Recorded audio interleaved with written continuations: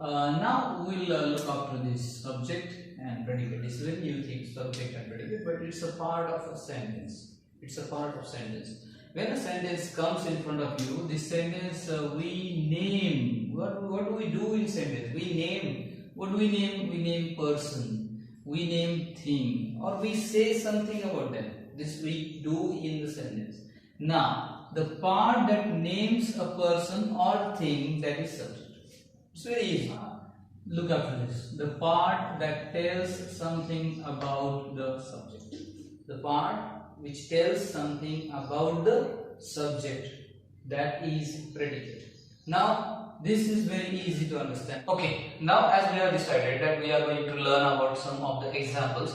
When we learn example, then you will come to know about the identification of subject and predicate. Now my dear friends, if you look at the first example, birds fly. Now here, as you know that in subject we name something.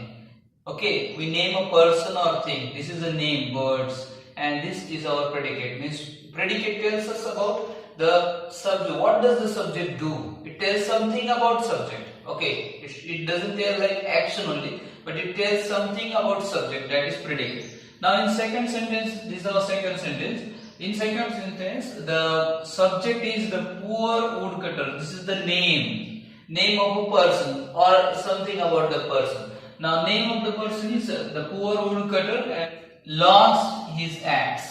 This is our predicate.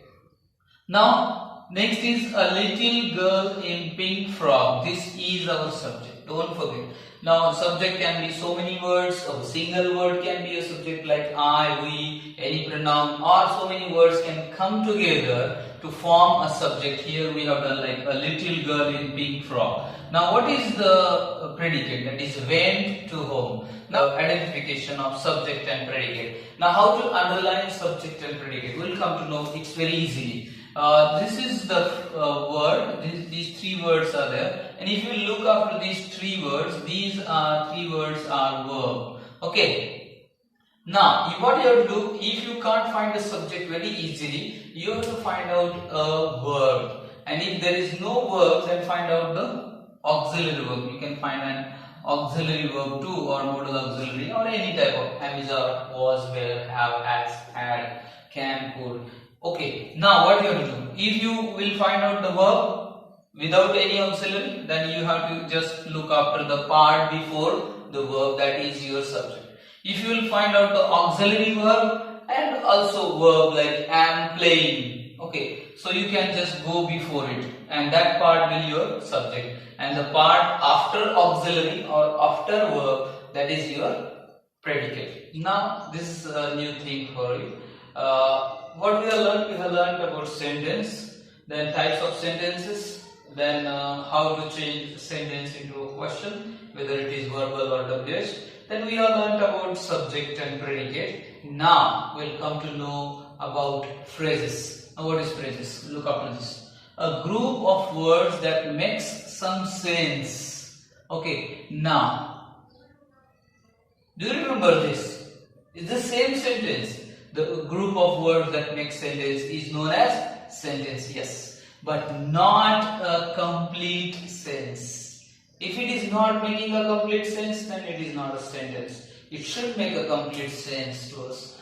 It should give us a complete meaning. Then only it is possible to say that it's a sentence. But if it does not give us complete sense, then it is a phrase. It is known as phrase. This is the definition. Now we'll come to know about the examples of phrases, how to identify the phrase, how to use the phrase in a sentence.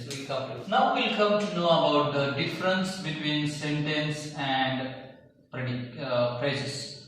Okay, now we'll come to know about the difference. If you will come to know about the difference, then you will easily understand that what is sentence and what is phrases. Now in sentence you have verb. In sentence you need a verb. Then only you can have you will get the complete meaning. But it is not like it's not similar to phrases. It does not contain any verb. In phrases you will not have any type of verb. Next is sentence has subject and predicate, my dear friends. It has subject and predicate. But in phrases, you will not get any subject or any predicate. Okay. There is now next information for you. That is, we can change a phrase into a sentence. Okay. So it's very easy how to change a sentence into a phrase into a sentence. Now, what you have to do, you have to add verb. It's very compulsory for you. You have to add verb, and then next you have to add some of the other words. We'll just look after this how we can change a phrase into a sentence. Now here we have written about a phrase. We have written one phrase, and that's at 5 o'clock. Okay, this is a phrase, my dear friends, and we are going to learn about this use of this phrase into a sentence. Now I have added a verb, that is get up. This is my verb, get up. We need a verb to make a sentence. Okay, as you came to know before only. Now I added subject and add verb, and then obviously the phrase. Now you can just look after this. I get up daily at 5 o'clock. Okay, so this is the meaning of this is the use of phrase into a sentence. Now if you'll see that if you have been given only phrase is there with us, and we have to use some other words. So you have to just look after the phrase. It's in the nest. You can add a relevant part, okay, to make that phrase into sentence. In the nest, the birds are finished. The birds are in the nest. It's very easy to form a sentence. Now in December, I went to school in December, or we can write Christmas comes in December. This can be a sentence also.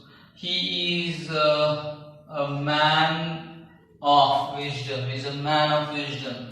So you can use these type of additions and have your phrase converted into sentence.